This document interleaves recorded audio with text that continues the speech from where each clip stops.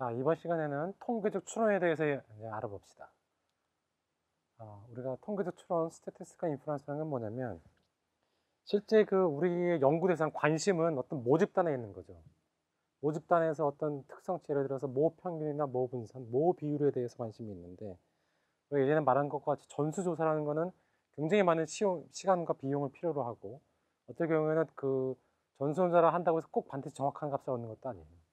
그래서 보통 우리가 일반적으로 하는 건 여기서 일부분 표본을 추출하고, 그렇죠? 그 표본의 어떤 특성을 나타내는 표본 평균이나 표본 분산, 어떤 표본 비율을 가지고 나서, 그렇죠? 그래서 우리가 어떤 통계적 추론을 한다는 건 이런 통계량을 이용해서 표본에서 계산된 어떤 스태티스틱을 이용해서 모집단에 있는 모수에 대해서 우리가 어떤 연구를 하는 거예요. 그래서 우리가 통계적 추정, statistical estimation은 건 뭐냐면 어떤 표본의 정보를 이용해서 실제로 관찰되지 않은, 우리가 모집단의 모든 부분을 관찰한 건 아니잖아요. 그런 부분을 포함한 모집단 전체에 대해서 추측을 하는 거예요.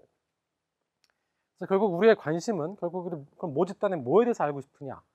그렇죠? 가장 많은 게 무슨 모평균, 그렇죠? 모집단의 평균, 어떤 분산, 모비율 이런 거에 대해서 우리가 알고 싶은데 그거를 어떻게 추정하느냐, 이 표본에서 계산한 표본 평균이나 표본 분산, 표본 비율, 그렇죠? 이런 걸 사용해서 계산하는 거예요. 그래서 보통 두 가지 방법이 있는데, 하나는 이제 점 추정이라 해갖고 하나의 값으로 모수를 추정하는 거예요. 그래서 모 평균의 값을 알기 위해서 표본 평균을 이용하고, 모 분산을 추정하기 위해서 표본 분산, 모 비율을 추정해서 표본 비율 같은 걸 이용하는 거고, 그다음에 구간 추정이라는 건 뭐냐면 점 추정 갖고는 좀 우리가 어떤 정보량이 부족하니까 모수가 그래도 요 범위 안에 속하지 않겠느냐라고 이제 설명해 주는 것이 이제 구간 추정이에요. 그래서 점 추정은 말 그대로 무슨 모 평균을 추정해서 가장 많이 사용하는 통계량은 아주 쉽게 우리가 생각할 수 있는 것처럼 표본 평균이에요. 모 분산을 추정하는 가장 많이 사용하는 통계량은 표본 분산이에요. 그래서 이런 근데 두 통계량의 특징은 뭐냐면 이 불편 추정량이에요. 불편 추정이라는 거는 뭐냐면 이런 표본 평균의 평균을 취하면, 다시 말해서 내가 표본 평균들을 여러 개 계산해 갖고 있는 평균을 취하면 얘네는 모 평균이 되는 거고, 그렇죠? 마찬가지로 표본 분산들의 평균도 모 분산이 되는 거. 그래서 표본 평균으로부터 모 평균을 추정할 때 근데 이 추정치를 얼마나 신뢰할 수 있을까? 자, 우리가 이제 왜 이 점 추정에서 구간 추정으로 넘어가는지에 대한 이제 그런 생각을 하고자 하는 건데, 이게 예를 들어서 아까 우리가 얘기한 것처럼 내가 이제 모집단에 있어요. 모집단의 모 평균이 나의 관심사예요. 이걸 알기 위해서 내가 표본을 추출하고, size of n의 표본을 추출했어요. 그 다음에 이 표본으로부터 표본 평균을 계산하겠죠. 근데 내가 만약에 또 표본을 추출했어요. 또 표본 평균을 계산해요. 그러면 실은 이 표본 평균들이 값도 실은 틀릴 거고 랜덤하잖아요. 그렇죠? 얘네가 뮤와 완전히 일치해야 하지 않는 게 일반적이에요. 그렇다면 왜 우리가 표본 평균으로 모 평균을 추정하느냐? 이게 어떤 표본 평균의 특징이 뭐가 있냐면, 그렇죠? 표본 평균은 우리가 아까 샘플링 디스트리뷰션에서 배운 것처럼 표본 평균은, 그렇죠? 표본 평균의 평균은 모 평균과 똑같고, 표본 평균의 어떤 분산은, 그렇죠? 표본 평균의 분산은 모 분산을 n으로 나눈 것과 똑같다라고 그랬어요. 이게 무슨 뜻이냐? 표본의 크기가 점점 커지면 커질수록, 그렇죠? 표본의 크기가 커지면 커질수록 이 표본 평균은, 그렇죠? 이 뮤 주변으로 집중되고 n이 커지면 이게 점점 작아지는 거 아니에요, 그렇죠? 분산은. 그렇다면 우리 질문 어느 정도 작아지느냐? 그래서 우리가 구간 추정이라는 얘기를 해요. 구간 추정은 뭐냐면 중심 극한 정리에 의해 표본 평균의 95% 정도가 모 평균으로부터 2표준 편차 이상 떨어져 있지 않다. 정확하게 하면 이제 1.96인데 우리가 아까 그 정규분포에서 배웠죠. 67, 95, 99.7 룰에 의해서 플러스 마이너스 2 시그마 안으로 다 들어온단 말이에요, 대부분. 그래서 이 구간 추정의 의미는 뭐냐면, 예를 들어서 우리가 모 평균의 95% 신뢰 구간은 어떻게 정의가 되냐면 표본 평균에서 1.96을 빼고 모 분산, 모 표준 편차 나누기 스퀘어 루트 오브 n, 그 다음에 표본 평균 더하기 1.96 곱하기 모 표준 편차 나누기 스퀘어 루트 오브 n, 요거를 모 평균의 95% 신뢰 구간이라고 하고요.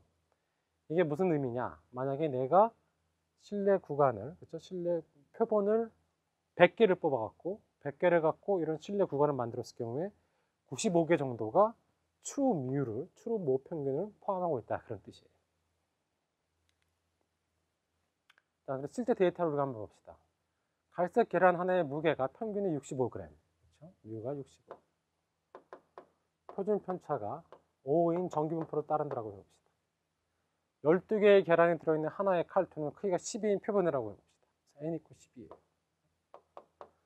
표변 평균 x바의 분포는, 그렇죠? 이제 뭐냐면 평균이 65이고 평균이 똑같다 그랬잖아요. 표준 편차가 이제 뭐냐면 표준 편차는 늘, 그렇죠? x바의 표준 편차는 x바의 스탠다드 디비에이션, 표준 편차는 늘 모 표준 편차를 뭐로 나눠요? 스퀘어 루트 오브 n으로 나눠요. 그래서 이 경우에는 5 나누기 스퀘어 루트 오브 12, 이게 1.44 정도 된대요.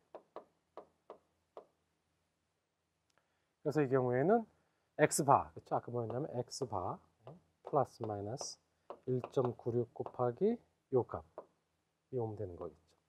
그랬더니 그게 65 플러스 마이너스 2.82g에 95% 모평균에는 95% 신뢰 구간이 되는 거예요. 자, 이번에는 흰색 계란 12개 들어있는 카톤을 샀다고 합시다. 전체 박스의 무게는 770g이었어요. 그렇다면 이 표본의 평균은, 그렇죠? 770을 12로 나눠서 64.2g이 되고, 흰색 그램의 무게의 표준 편차 시그마도 마찬가지로 5g이라고 한다면 이 표본을 근거로 흰색 계란 무게의 분포의 평균을 어떻게 추정할 수 있을까? 마찬가지로 95% 신뢰 구간이라는 거는, 그렇죠?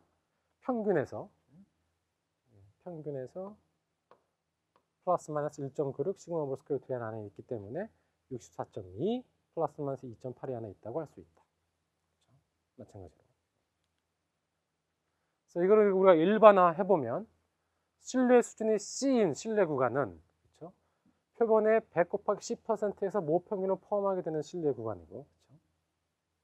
그래서 보면 신뢰 수준 C인 신뢰 구간은 이게 표본 평균 플러스 마이너스 G 스코어 곱하기 모 표준 편차 나누기 이 스퀘어 루트 오브 샘플 사이즈가 되는 거예요. G 스타의 값은 어떻게 찾느냐? G 스타의 값은 신뢰 수준 C와 관계가 있고, C는 정규분포에서 마이너스 G 스타 플러스 G 스타 사이의 면적이에요, 그렇죠? 그래서 C가 1 마이너스 A라고 하면 G 스타는 정규분포에서 상위 2분의 A의 크리티컬 밸류가 되는 거고, 보통 정규분포 확률표나 소프트웨어로 찾습니다.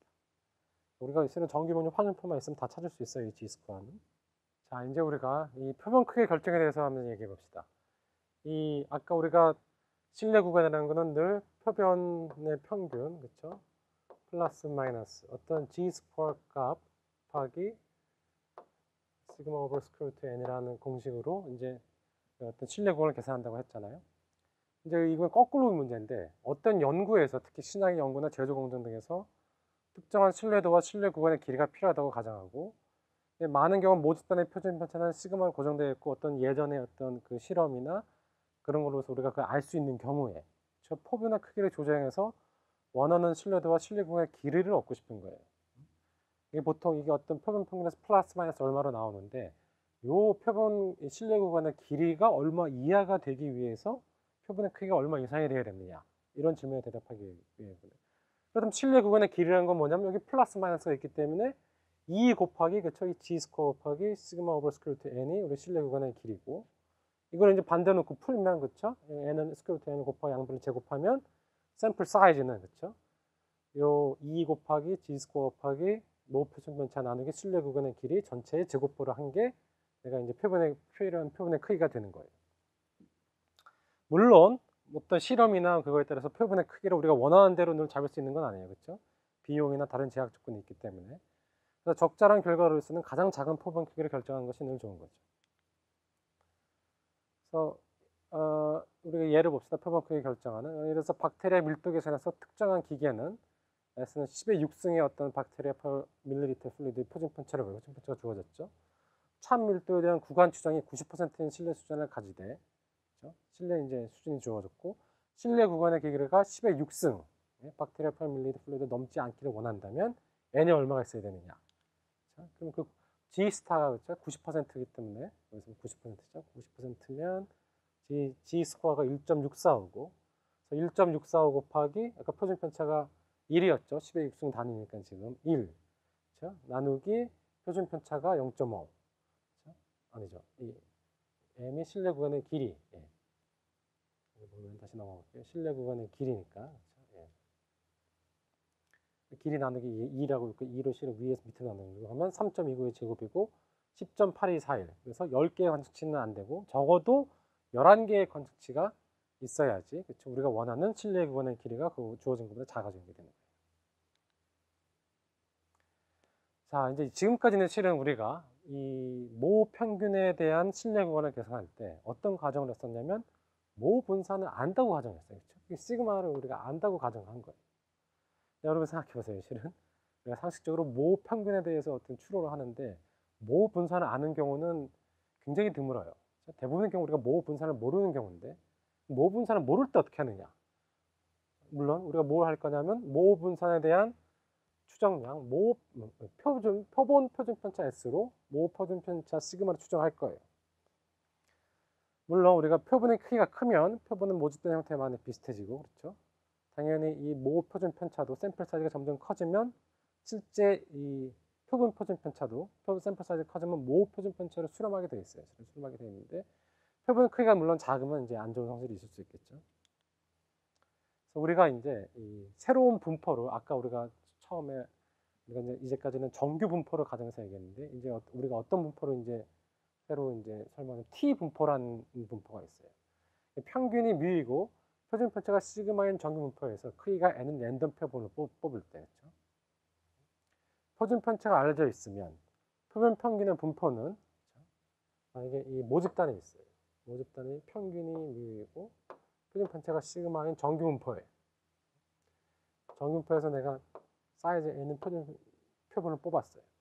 그래서 얘의 표본 평균을 계산했어요. 그럼 이 표본 평균의 분포는 그렇죠? 실은 내가 시그마를 안다고 가정하면 뮤, 시그마 오버 스퀘어루트 n이 돼요. 그렇죠?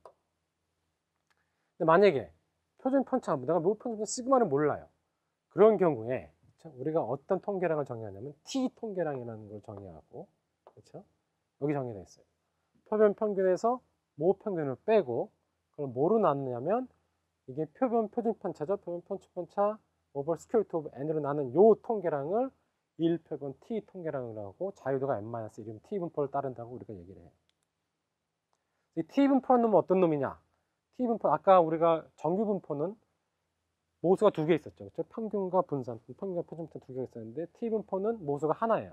자유도라고 부르는 하나고 t 분포는 늘 0에 대해서 시메트릭하고 좌우 대칭이 되고 이 우리가 디그리 오브 프리덤 자유도라고 얘기하는 게 이게 크면 클수록 정규 분포랑 굉장히 유사하게 돼요. 여기가 지금 요 밑에 있는 게 이 자유도가 낮은 거고 자유도가 점점 커질수록 정규 분포 쪽으로 가게 되는 거예요.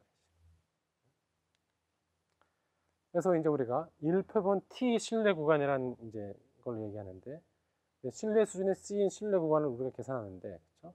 표본의 100 곱하기 10% 안에서 모 평균을 포함하게 되는 신뢰 구간을 우리가 신뢰 수준의 C인 신뢰 구간이라고 해요.